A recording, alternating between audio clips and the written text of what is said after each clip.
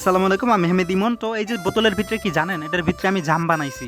কেন জানেন? আমি ছোটবেলায় যখন গ্রামে থাকতাম তখন আমি এইভাবে জাম খাইতাম। আমি না, আমাদের গ্রামের সবাই এইভাবে জাম খাইতো, ছোট ছেলেপেলেরা গাছে উঠা গাছ থেকে বোতলে ভরতো, ভইরা মশলা টশলা দিয়া তারপর মনে করেন গাছে বইয়ে খাইতো। তো আমি তো গাছে উঠতে পারতাম না, নিচে বসে খাইতাম।